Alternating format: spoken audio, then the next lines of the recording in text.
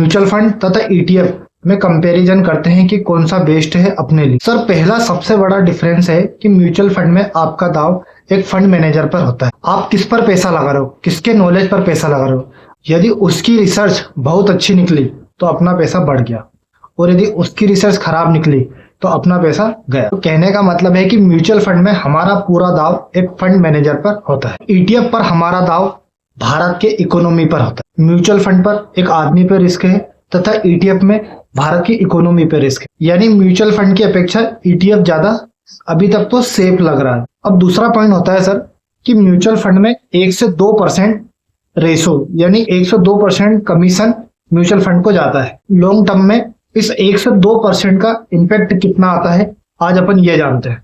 ध्यान से सुनना। आपने 1000 रुपये महीने म्यूचुअल फंड में इन्वेस्ट किया और आपको 40 साल के बाद लगभग 1,20,00,000 रुपए मिले, अनुमानित 1 करोड़ रुपए मिले। वैसे तो 1 से 2% कटता है, लेकिन मान लो कि 1% ही कटा, तो एक्सपेंस रेशो आपका 1% लगा। अब 1 करोड़ का 1% 1,00,000 रुपए होगा, यानी 40 साल के बाद आपने म्यूचुअल फंड को 1,00,000 रुपए दिए। तो ये क्या एक ही बार लगता है क्या? ना ना, ये आपका हर साल 1% लगेगा। यानी जब आपने, मान लो आप जब इन्वेस्ट करते करते 35 साल हो गए तो आपका अमाउंट 80 लाख हो गया होगा, तो उस 80 लाख का 1% यानी 80,000 रुपए 37वें साल लगेगा।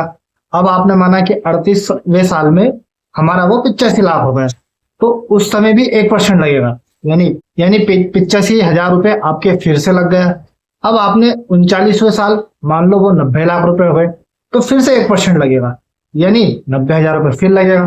तो 40वें साल 1 करोड़ हो गए, तो आपने 40वें साल फिर 1,00,000 रुपए दिया, क्योंकि आपने 1% दिया।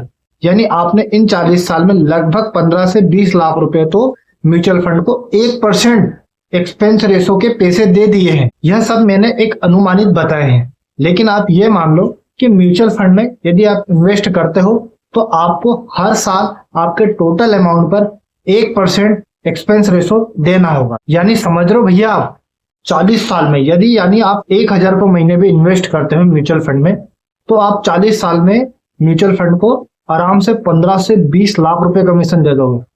इसलिए तो इतना एड आते हैं, म्यूचुअल फंड सही है। क्या सच में भी इतना सही है? जहां भी देखो म्यूचुअल फंड सही है, क्या सच में भी इतना ही सही है? आओ कंपैरिजन तो हम कर ही रहे।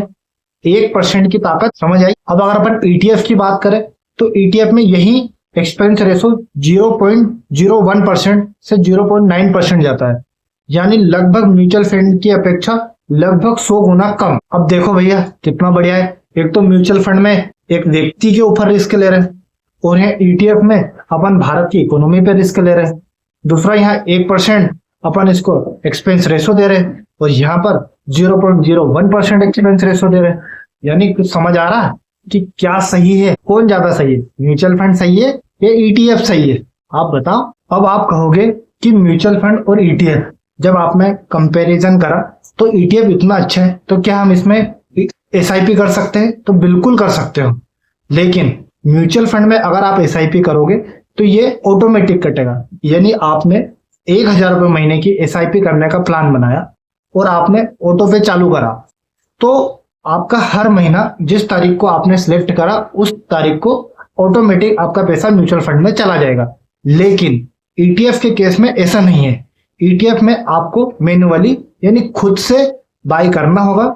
ये अब आप या तो एक डिसाइड कर लो कि मुझे इतनी तारीख को इतना पैसा ईटीएफ में देना होगा, और अगर आप थोड़ा आलसी टाइप के व्यक्ति हो और आप ये नहीं कर सकते हो तो आप म्यूचुअल फंड कर सकते हो, और हर महीने खुद से कर सकते हो तो आप ईटीएफ बाय कर लो। और आप सुनते हो कौन इतना झमेला करेगा, कौन क्या करेगा, कौन इतनी तारीख को खोलेगा, ऑटोमेटिक कट जाना चाहिए, तो आप म्यूचुअल फंड कर लेना। लेकिन वो जो अपन ने अभी अंतर निकाले थे आप उन्हें एक बार समझ लेना कि म्यूचुअल फंड में वो जो आप 1% पैसा दे रहे हो वो, और ईटीएफ में आप 0.1% जो पैसा दे रहे हो वो। अगर आपको ये ज्यादा फर्क नहीं लगे तो आपके लिए म्यूचुअल फंड फिर बहुत बेस्ट है। अब अपन बात कर लेते हैं रिस्क के बारे में। म्यूचुअल फंड की रिस्क की अगर अपन बात करें तो ये आपके फंड के ऊपर निर्भर करता है। अब आपने इसमें लो रिस्क ली या हाई रिस्क ली, हाई रिस्क लोगे तो हाई रिटर्न, लो रिस्क लोगे तो लो रिटर्न, ये आपके फंड के ऊपर होता है। और ईटीएफ की अगर बात करें तो ये भारत की इकोनॉमी यानी निफ्टी 50, अगर आपने निफ्टी 50 ईटीएफ लिया तो उस हिसाब से रिस्क है। आपने मिड कैप लिया तो उस थोड़ी रिस्क बढ़ गई तो थोड़ा रिटर्न बढ़ गया। आपने स्मॉल कैप ETF लिया तो और थोड़ी रिस्क बढ़ गई तो और थोड़ा रिटर्न बढ़ गया। इस वीडियो के माध्यम से अपन ने म्यूचुअल फंड तथा ETF की तुलना की है। आप किसी पे भी इन्वेस्ट करने से पहले एक बार अपने फाइनेंशियल एडवाइजर से जरूर सलाह लें। और यदि आपको ये वीडियो पसंद आया हो तो मुझे लाइक तथा सब्सक्राइब जरूर करें।